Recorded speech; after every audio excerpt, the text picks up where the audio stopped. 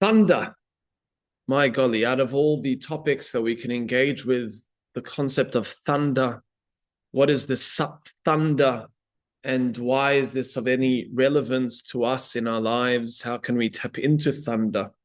And the Rambam tells us that life is very much like an individual who's walking in a dark, dark night, lost in the forest, lost in the mountains, and they can't see. They have no way of discerning where to turn, left or right. They have no idea where to go.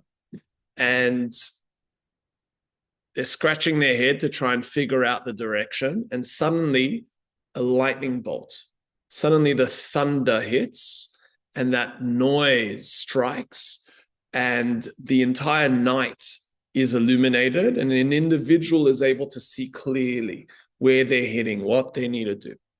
And we're going to have a look at a brachas, a Gemara in brachas that goes through the concept of thunder. And it's a very, very enigmatic Gemara that discusses what causes thunder. But if one was to consider what this thunder is, one would come to a recognition that what we truly want in life is to have these experiences of thunder. You know, you say someone stole your thunder. What does it mean they stole your thunder? So we want to experience a space of thunder. What is thunder? So if one is to think about thunder, you consider a cloudy sky and you consider this entity that emerges from thunder in such a shocking and surprising and overwhelmingly brilliant way. And if we think about life, it's very much like that. We have lives, we live lives where sometimes there's the clouds of confusion, sometimes there's the darkness of night, but the thunder strikes and you have these moments of awe, you have these moments of revelation, you have these moments of experiencing something very deep. And the question is, where do those moments come from? How does one experience something of that nature? So let's have a look at the Gemara. The Gemara is very enigmatic.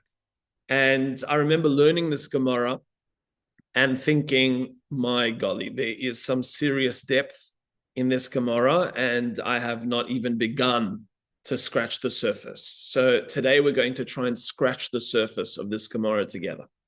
So the Gemara tells us like this. Vala Ra'amim. I'm reading it to you in the Aramaic. You can read along in the English if you like. It says on Ra'amim. Ra'amim is an interesting terminology. It's a terminology that references thunder, but it also has the reference to the other Hebrew word, which is Re'em. Re'em, which is a state of closeness. Here, Re'im Ahuvim, loved ones or close ones. There's a very unique reference to this thunderous element of love and closeness. My Ra'amim. So what are Ra'amim? Yeah, the Gemara wants to understand, what is thunder? What is thunder? Now, for those who don't know, before we go into explaining what thunder is, there is a particular blessing that one recites over thunder. And that blessing goes, Baruch atah Hashem Elokeinu melech haolam, shekoichoi ugvurasoi malei olam, whose strength and might fills the world. Unique blessing. Seems quite an obvious blessing when you hear the thunder. Wow, there's this awe of godliness that strikes through the world. But we're going to see that thunder represents something very deep and very psychological in terms of our experience of life. Where the Gemara tells us, what are Re'amim? What is thunder? So Amar Shmuel. Shmuel tells us what thunder is. You know what thunder is? If someone asked you, how do you create thunder? What do you need to do to make thunder? Where does thunder come from? So he says, Shmuel, Anane begalgalata. Shmuel tells us there are clouds in the curvature of the firmament and they collide with the firmament. That is what causes thunder. The colliding clouds against the firmament. And that's what creates a space of friction that produces this thunderous production. Okay, thank you for that. That's an interesting insight that tells us where thunder originates from. And he quotes a verse, as the verse tells us, if we were to read that in the English, the voice of your thunder within the whirlwind, the lightning lit up the world, the earth trembled and shook. Okay, so what we need to be doing while we're reading these verses and reading this Gemara is asking, what is the deeper meaning that is transpiring through these teachings? Okay, let's hold Shmuel for a moment. Then we have the second opinion. The Rabbanan, the rabbis tell us, Amre, you know how thunder is caused? Anane de shafchi maya lehadade. The way that thunder is caused, Amit, is the clouds pour water. They exchange water. They pour water from one another. What does this mean? It could be it's a friction of water in the clouds that they come against one another. But the way the Gemara gives it across is that they pour, the shafchi ma'ila hadate. They are pouring water for one another. Okay. As it says, L'kol titoi hamoin mayim b'shamayim. Rav Acha bar Yaakov, there's only two more opinions we're going to read, tells us, Baraka takifa devarek ba'anana. He tells us, you know what causes thunder? He says, thunder is caused by a powerful lightning bolt that strikes or flashes in the cloud, and it shatters all the hailstones that are stuck in the cloud. That's what makes this noise. That's what makes this unbelievable thunderous noise. And the final opinion, Rav Ashi is the final opinion, and it says, Anane chalchoile mechalchali, va'ase zeka menashe v'pumya, v'dame kazika al pum dane. You understand this Aramaic here, Amit? So the way that thunder is caused, we'll look at the English together, is that the clouds are hollow, and the wind comes and it blows across the mouths of the clouds, like if you were to take, one of those empty bottles and you blow at the top and it makes that interesting, that sound. Now, he's saying that when the wind blows across the opening of these clouds, it makes a thunderous noise. Okay? That's how thunder is caused. That's what the Gemara tells us. Unbelievably inspiring, life-changing, transformative concepts here. Don't you agree? What can we learn from this? What on earth are we meant to gather? And I'll show you what we're meant to gather. Because the Likutei Maharan, teachings of Rabbi Nachman, says the following. Bakmumiyos shebeleiv. Mafshitin alidei ra'amim. The bent and crookedness of a person's heart is straightened through thunder. So in a very visceral experience of thunder, a person sees thunder and they experience an awe, a reverence of life, and their crooked heart is straightened. Very similar to, I'm not sure if you've ever walked outside and you've seen the stars and you've been lost potentially in your own issues and you see the grandeur of the universe and you think to yourself, Gewalt, who am I? What am I? Now to think about thunder, to think about that roar, to think about that energy, Gewalt is an unbelievable experience. Rabbi Nachman reveals to us something very deep. He says, the rabbis told us the following. This is from the Gemara in Brachas. The only reason why thunder was created was to straighten the crookedness of one's heart. What does it mean to have a crooked heart? Anyone have an idea? What does it mean to have a crooked heart? What do you say, Grant? An evil heart means a crooked heart. Okay, an evil heart. A broken heart. To have a broken heart is a crooked heart. So there's an expression your heart is in the right place. Yeah, there's an expression of your heart being in the right place and not being in a space which is crooked or divergent. Yes, what do you say there, Levi? Okay, Levi says that it's a space of confusion or feeling lost. So the Gemara refers to two sides of the heart, two openings of the heart, and a fly sitting in between. Very perplexing Gemara. Maybe we can do a shiur on hearts. But the idea that is brought down is a powerful idea. Anyone at home want to suggest what does it mean to have a crooked heart? What about? Hello, it's Dennis. Yes, hi. Dennis. Yes, hi, Dennis. It speaks to me because, as you know, I'm a cardiologist, and there's a real entity in syndrome of a broken heart syndrome. So I don't think that it has to have necessarily to do with evil or being, not good, but you can be brokenhearted because stuff's happening in your life and relationships. And there's so many patients over the years that I've seen who they don't have structural disease, but they come in with cardiac symptoms. Wow. And we don't find anything wrong, but they've got a broken heart syndrome. And then you have to figure out what's causing it. And as I'm sure you're going to say, when you look to the heavens and you realize what Hashem wants for us, it can fix a broken heart. Unbelievable. Thank you, Dr. Goodman. Beautiful insights. And, we see that you can take your patients and show them the thunder here. That could be potential healing for their hearts. But very, very nice insight from the doctor here to tell us to look up to the heavens, which is what the thunder represents. But what we're struggling with is trying to interpret what are the particular avenues of looking up at the heavens. And I've put for you here, and I'll just add another component.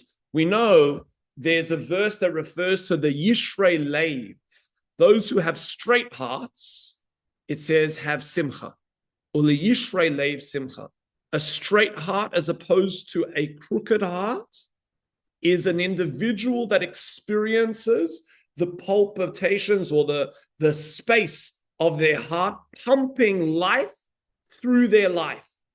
Pumping life through your life, which means you are experiencing life. You feel alive. That's what it means to have a straight heart. And a bent heart or a crooked heart is a heart that is constricted, a heart that has started to experience very, very limited forms of vitality within. And we see this concept of simcha. So the thunder has been created to be able to straighten the heart. Now, what on earth is this thunder? Should we all be just waiting and praying for thunder? I remember, being in Plet, we were going for a walk on the beach there, and then suddenly, Gewalt, we hear the thunder. And I'm an Aussie. Aussies don't get scared of thunder. But, my mishpacha was scared. My kids were scared. My wife was scared. My God, I've never seen such what do we do? Where do we go? We need to find shelter. I'm like, what are you so afraid of? But we're going to see something very powerful about thunder. So let's have a quick synopsis here. So we have the first opinion. Shmuel tells us that thunder are clouds colliding with the firmament. The firmament is the partition between the heavens and the bottom space of existence. Okay, that's the firmament. So the clouds colliding with that differential. That's the first opinion. That's the opinion of Shmuel. Comes along the rabbis. The rabbis seems to be the majority opinion. And they hold that the thunder is caused by water or clouds pouring water into one another. So you can imagine the cloud, they have, aquazania in each of them, and they're pouring cups for each other, pouring the water into the nearby cloud. Very kind of them. And then Rav Acha bar Yaakov, which is in fact what the Gemara says is the formative opinion, and it actually says his is the opinion that we hold of ultimately, but still we're going to try and entertain all these four opinions together. He held, Rav Acha bar Yaakov, is the thunder, and that noise is created by lightning bolts shattering hail that is stuck in the clouds. And finally, Rav Ashi tells us that there are hollow clouds. Clouds are hollow, and the wind blows on their mouth, and that creates thunder. Any insights here? Anyone want to take a stab at these unbelievable? You can understand reading this Gemara for the first time, and you're like, my golly, what on earth are you guys talking about? What is happening here? But let's have a look. We're going to go into the deepest depths of the spiritual psyche and understand how to experience thunder in your life, how to experience those moments of unbelievable energy and clarity and awe and reverence and feeling alive. What does a person need to do? So we're going to look at the first opinion here, and this is the opinion of the Shemesh Shmuel, the Sogachava Rebbe. And the Sogachava Rebbe tells us something in reference to thunder, which I think is extremely indicative and is able to reveal to us the first step in experiencing thunder in your life. What is the first step in experiencing thunder? Listen to what he says. He says there are different types of righteous individuals. Can hear some thunder here. Thank you. We had someone blowing their nose in the shear. Very, very beautiful. Yeah, no. So now we have this following opinion from the Shemesh Shmuel. Shemesh Shmuel tells us that there are different types of righteous individuals. Some of the aspect of inner chambers, Bate Gavai, and their entire approach is characterized by intellect, understanding, composure, and cool spirit. Their every movement is measured, and no visible enthusiasm, excitement, or emotional expression is apparent in them. Gewalt. So very stoic on the outside, very measured, very composed. Even though internally, even though inside, they are full of deep emotion and concealed thunder, he says. So on an external level, they have deep composure, they have a coolness of self. Internally, there is an unbelievable energy of emotion that runs very deep and is concealed thunder. And then he goes on to tell us about other righteous individuals whose outer chambers, or they are the individuals of outer chamber, whose entire essence is that of the heart. They're fiery, passionate, and they're ablaze with burning flames. Yeah, and I'm sure you can consider if you've ever engaged with one of these types of individuals, maybe you can consider which side of these individuals you maybe consider yourself to be more associated with. Are you a more fiery person? Are you a more cool-headed person? But what I see is so powerful about this initial teaching is it gives us indication to the opinion of Shmuel. What is the opinion of Shmuel again? Is that thunder is caused by clouds colliding with the firmament. Now, if one was to consider what the energy of the cloud is, the energy of the cloud in Kabbalah is associated with the intellect. It's associated with water, which is very cool and composed entity.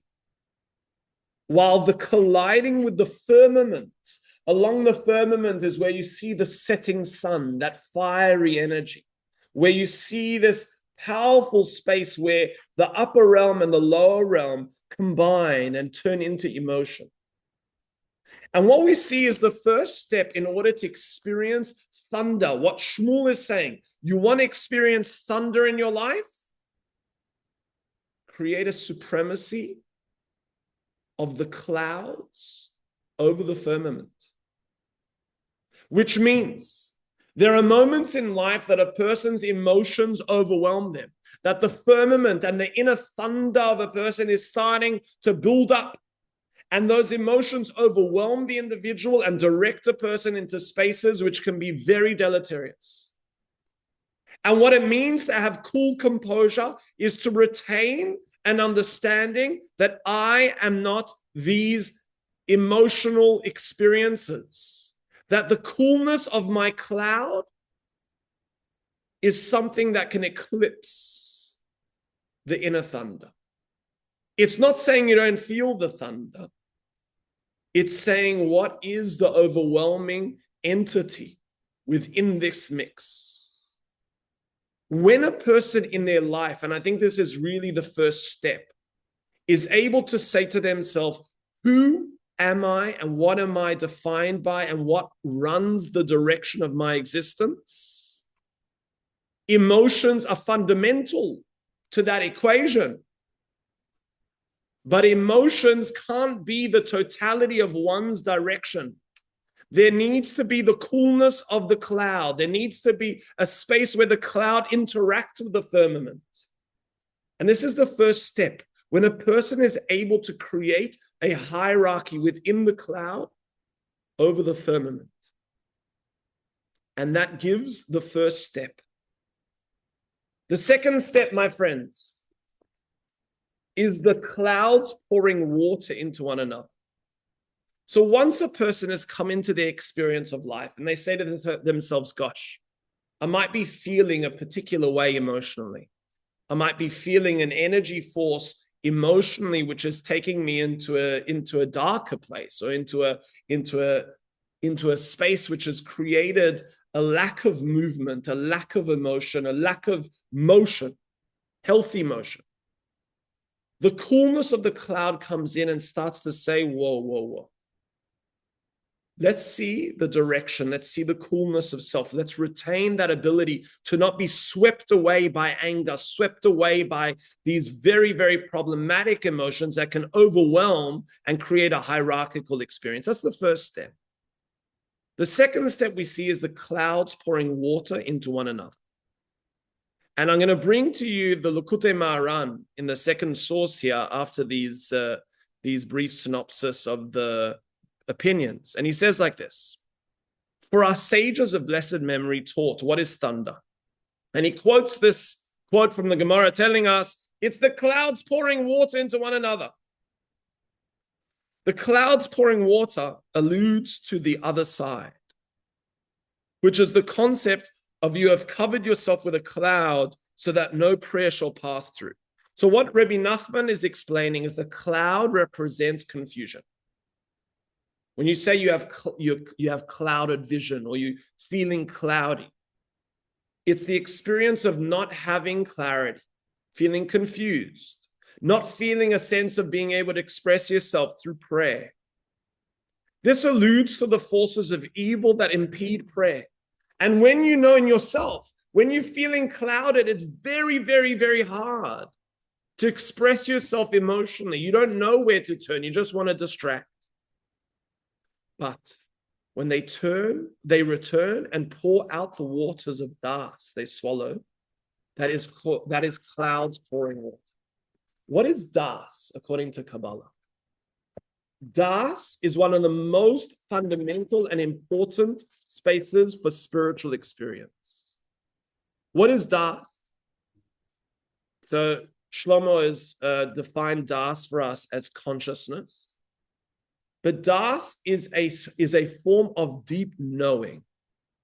It's a form of consciousness which interacts with the emotion and the intellect at the same time, where you deeply experience and resonate through a state of knowing, where you can experience your life and you feel, I know. That's how I feel life through das. Now, we try to experience life on a constant level of das. We want to know, we want to find out, we want to have clarity, we want to engage. But what we're seeing, the second step to experiencing thunder in life, is the ability to pour out the water that is trapped in confusion the das that is trapped in confusion, where a person's consciousness and focus is subsumed in an erroneous space of experience, and you pour it out into another space where you direct your vision and you direct your consciousness to something of holiness. You present your insight and your knowing into something of holiness. And we all know this in our lives, that we can have an experience where we're feeling so deeply connected. And then sometimes that deep das, that deep water that runs so deep, suddenly gets usurped. And it's suddenly put into a space which is confused. And we start to look and try and develop different spaces of knowing. But what we're seeing is lightning is caused in your life, and you say to yourself, stop. Stop focusing on this. Stop over-knowing this space. This is not a healthy space. Your knowing has become lost in the cloud. Redirect your waters. Pour them out into the correct cloud. Pour them out into the space of direction and true das, true knowledge, true connection, true experience. When in life you're able to do this step, according to the opinion of the rabbis, you are able to experience lightning. When you have the ability to not be governed by whatever is pulling at your attention, but you can create your own focus on what you want and think is the space of deep spiritual focus, do you experience lightning? The third step is the step of Rav Acha Bar Yaakov. So to understand the step of Rav Acha Bar Yaakov, I'm going to bring to you the teaching of Rav Kook in Ein Hayah. So Rav Kook in Ein Hayah, if we were to recall the opinion of Rav Acha Bar Yaakov, he held that thunder is caused by lightning bolts shattering the hail. What does it mean, hail? Anyone have an idea here?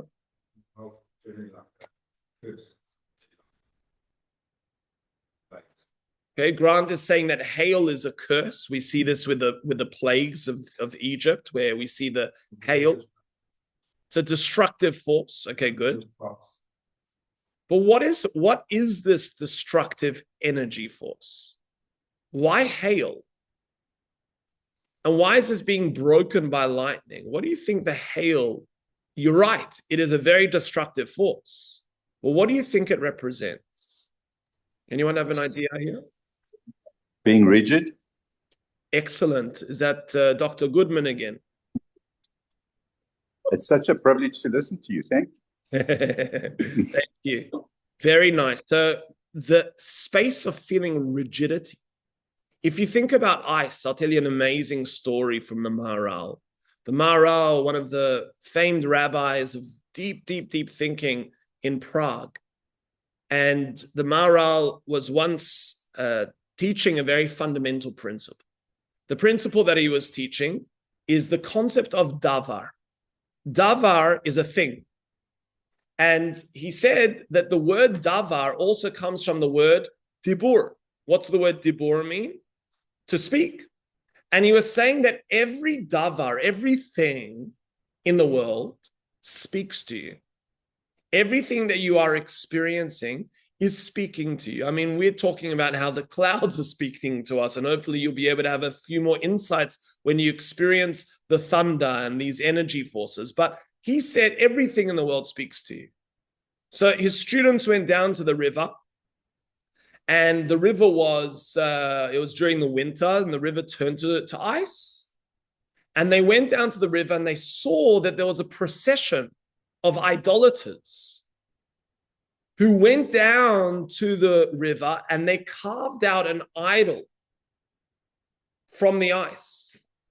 So they came back to the Maharal and they said to him, what does this mean? I mean, you just told us every davar is dibur, everything's speaking to you. How do we interpret this? And you know what he said to them? exactly like Dr. Goodman interpreted. When you have inertia, when you have something that doesn't flow, when you have something that becomes so cool and stuck, it becomes so destructive. And in our lives, we speak about this initial step where the cloud is able to overwhelm the firmament and is able to have a coolness, even though internally we're feeling. And that creates lightning. But on the other hand, this third level that Rav Acha Bar Yaakov is saying is sometimes in your life, you lose the experience of emotion. You lose the experience of vitality and life and the space of movement. You become rigid to experiencing life. And that rigidity sometimes comes into the process of how one behaves. They say, you know what? I just can't. I can't go out of my comfort zones. I can't change this about myself. I become so rigid in myself. What do you want from me? This is how I've been living my life, my entire life, you know? But comes along the lightning bolt, this flash of inspiration, and it shatters the hail. And this teaches us, in the name of Rav Kook, he says, to transform properties according to the process of combination and separation that govern the entire universe. A mighty force is sometimes required to change that which is rigid, to change that which is constant. A mighty force is required, one that passes through and moves between elements composed of various airs, of different vapors in a chemical composition. If you know what he's talking about, well done. To separate them and bring them into a new configuration with different properties. This mighty force necessary for such separation is the generator of thunder. And the breaking apart of the combined elements is what is referred to as the shattering of chunks of hail. But what we're seeing here is the third step, if you want to experience thunder in your life, is the ability to create systemic shift and change, not being stuck. Having an energy force that is able to, a mighty force that passes through and says, get up and move, get up and go, transform yourself. Don't be rigid. Break through the inertia of life. Break through the inertia of not feeling and not feeling the vitality of experiencing life. The final one is, I think, the culmination of all of this. And the culmination of all of this, or these previous opinions that we read about, is the hollow clouds. And the wind blowing on the mouth of the hollow clouds, creating thunder. Now, if you read this next piece by the Likutei Maharan, he says like this, in teaching about thunder, he says, I'm going to read it because it's so powerful in the Hebrew, coming into Pesach. When a person guards their mind from chametz, you thought chametz was only in your cupboard or in your kitchen or in your carpets, you're going to discover that the biggest and the most important space of removing chametz is in your brain, in your head. And to guard the mind from fermenting and turning into chametz, shelo atum, that it shouldn't be clogged.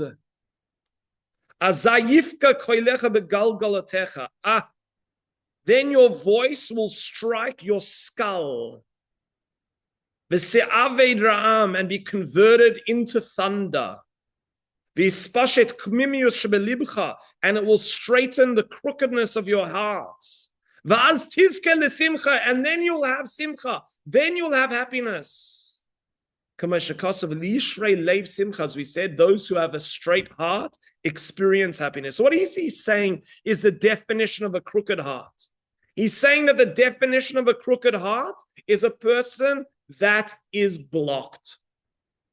A person that has become so fermented in their head, so overwhelmed with their thoughts, so many cobwebs in their mind, that they've lost the simplicity of life. They've lost the straightness of life. And their voice doesn't even flow anymore. They speak a meek self. They forgot the bravery and the roar of their own voice. וזה פירוש עיניך בססר העם, אבחנך על מי מריבה סלע. מי מריבה זה בכינס מצה, בכינס מייכין, על ידי זה נאסר העמים. He quotes a verse from Psalms in which it refers to the waters of conflict. And the waters of conflict are the waters of our mind.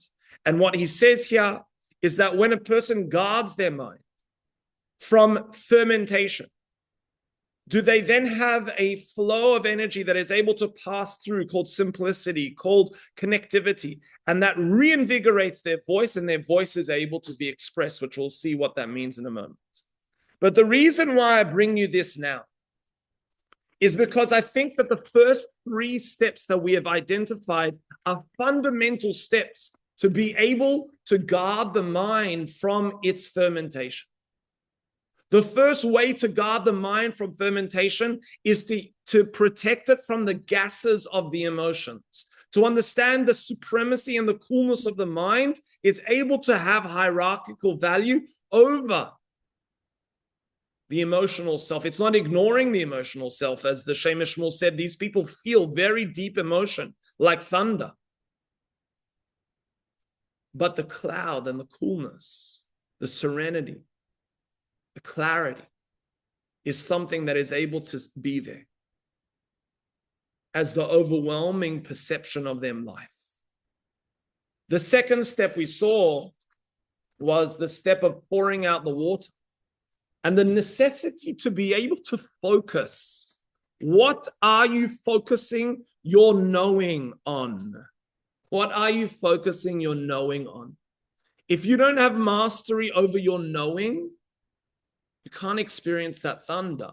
As soon as you are able to redirect your knowing from erroneous, lost, usurped spaces of the cloud, which is the spaces of confusion, and you say, why do I have to focus on this now? Why has this taken my energy? Why? Is there not anything better for me to be able to know deeply, to resonate with deeply? This is the understanding of spiritual knowing, of presence, of resonance, of mindfulness, of experiencing when a person is, it says, chash b'roshei, when you have pain in your head, go and study Torah, it says. Now, I'm not sure if you've ever had a headache and someone's prescribed going to study Torah.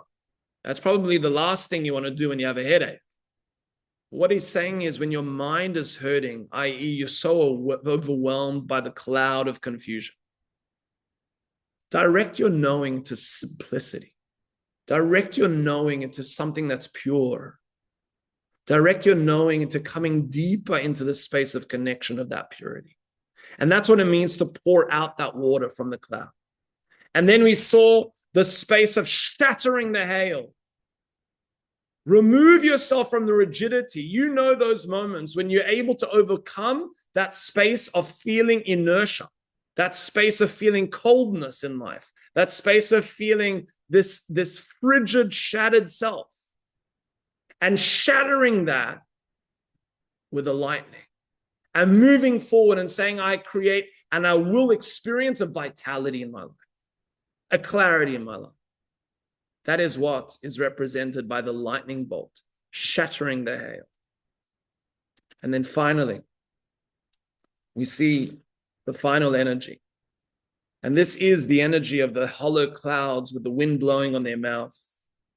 And the Likutei Moharan, one of the final sources that we have here, the second last source, he says, this is why when hearing thunder, we recite the blessing, for his might and gvura fill the universe. Shekoichoi, his strength, ugvurasoi, and his might, malei olam, fills the world. These gvuros are an aspect of might and strength. A person releases the voice with great force. And this voice strikes the rain clouds, the aspect of upper mentalities from where drop after drop descends, as it is brought in the Zohar, a well of fresh water, and drops from Lebanon, from Libuna. What does it mean, fresh water and drops from Lebanon, from Lebanon? Lebanon comes from the word Libuna, from whiteness, from clarity. The whiteness of the mind. And what he's saying here is this is what is represented by the wind blowing on the opening of the hollow clouds. It's making a voice. If you understand what your voice is, it's wind. That's what it is. And what we're seeing here is the fruition of energy within prayer is the fruition of these first three steps.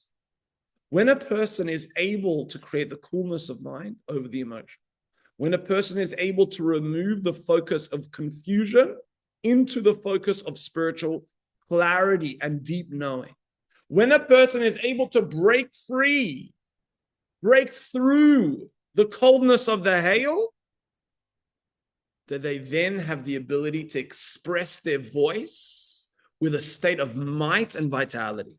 And this is how Rabbi Nachman concludes. He says like this: but it is first necessary to clear the mentalities of secular wisdom and undesirable thoughts of chametz. A person must not sour his wisdom with secular wisdom of evil passions, so that the voice emerges pure and clean. It will then strike the upper mentalities and be converted into thunder. But when the sphere of the mind is clogged with impurity, as it is taught in the Vedicus, because nitmeitem, you will be made unclean by them, then the voice is not heard. What does it mean to thunder your voice in prayer? Thundering your voice in prayer is not a religious behavior. Thundering your voice in prayer is not coming along and saying, gosh, I need to scream and say these words with some audible vitality. Thundering your voice is going through this friction, which is what causes thunder, the friction of self. And going through this process of friction creates the roar of that thunder, which is then expressed through the vitality of prayer. When a person can come up and take a siddur or just scream out to Hashem with so much clarity, with so much of this energy, with so much of the vitality that is represented by thunder, then you can truly say, Shekoichoi ugvurasoi maleoim, that your strength and might fill the world. Who is filling the world with Hashem's strength and might? You are. You are the thunder. You are that energy force. And it's through this process that the Gemara has told us so enigmatically and secretively that a person is able to feel that thunder in life. So, my friends, if there are any questions, comments, statements, feel free to share them with us. I hope we were able to gather some energy from this. Just to give another synopsis in a minute of what we said here. We said 4 opinions. The clouds colliding with the firmament. The clouds colliding with the firmament is an understanding that inside of you there is a firmament. Inside of you there is emotion. Inside of you, and we know according to Kabbalah, the Zeir Anpin, which is the emotional self, is really the connection. It's the Vav, it's the connective point. It's the Yud K Vav K of God's name is the Vav. It is, and the letter Vav is the connection. So the firmament, which is the connection of the upper realm and the lower realm, is represented by one's emotions. And the cloud striking or colliding against the firmament is showing their supremacy. We have to understand that our emotions don't run our lives. We have to understand that there is a coolness of mind and consciousness and a tranquility of self that is able to ensconce those spaces of emotion. And if a person doesn't have that supremacy, they can't create ultimate thunder in their life. The second step that we saw was the clouds pouring water into one another. Try this. Try this when you lose yourself in focusing on rubbish. Try this when you lose yourself in trying to know that which doesn't need to be known. And say to yourself, you know what? There are many, many other places that I can direct my knowing into and pour the lost water that has been usurped by this cloud into a very vital and very conducive and very connected space of knowing. Draw your attention into something of purity and power. Then we saw the opinion of Rav Acha Bar Yaakov, which is the shattering of the hail, which was overwhelming the inertia of the self, overwhelming the coldness of one's emotions, not being lost into not experiencing the vitality of life. And so many people try and warm up the hail by, pseudo experiences of life. But what we're seeing is the best way to break the hail is to shatter it with your thunder, shatter it with that lightning. And the final one is the hollow clouds. And if you remember, on a deeper Kabbalistic level, very connected to our original teachings, is the hollow cloud represents the vessel. And what is the vessel which is hollow?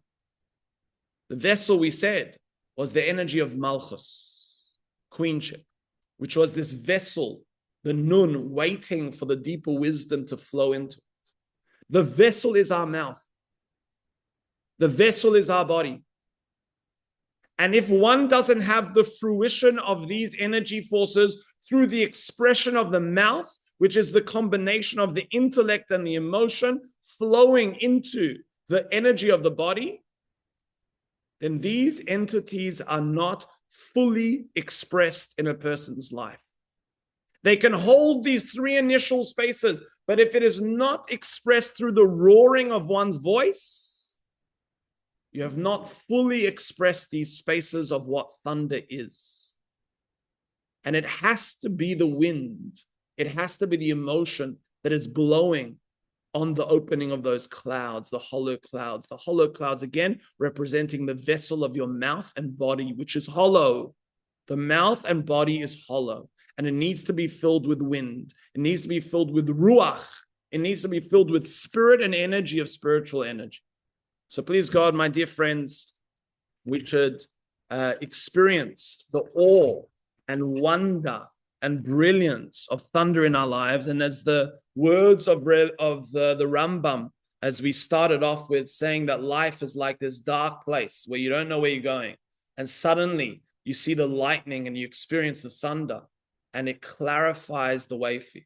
Please, God, we should have these moments of clarity. Please, God, we should have these moments of deep expression and vitality. And please, God, we should have these moments that really we can say we have taken our thunder back in our own lives. Any questions, comments? Yes. Thank you. 1 second. Who do we have here? I'm going to give Grant one question and then I'll come back to those who are online. Yeah. In relation to 100%. And there's a different blessing to make on lightning. So what is lightning? What is thunder? Very, very, very different energy that one would need to engage with. But tonight's shir is about thunder, so I can't tell you about lightning yet. Yes, Dr. Goodman, you wanted to say something? I just wanted to say thank you so much, and please call me Dennis. I just mentioned the doctor because I was talking about cardiology for a second, but that was beautiful, inspirational, and toda rabah and yasher koach. Thank you, dear Dennis. Thank you very much. Thank you. And thank you for everyone for joining us and your interaction. And please, God, we should understand that everything in the Torah is filled with the deepest wisdom and secrets. And it's for us to just start to scratch a little bit deeper to be able to reveal these very powerful teachings. And please, God, it should just warm up our inner space and ability to connect to such amazing energies all around. So thank you, everyone, and sending so much love and bracha. Bye. Good night.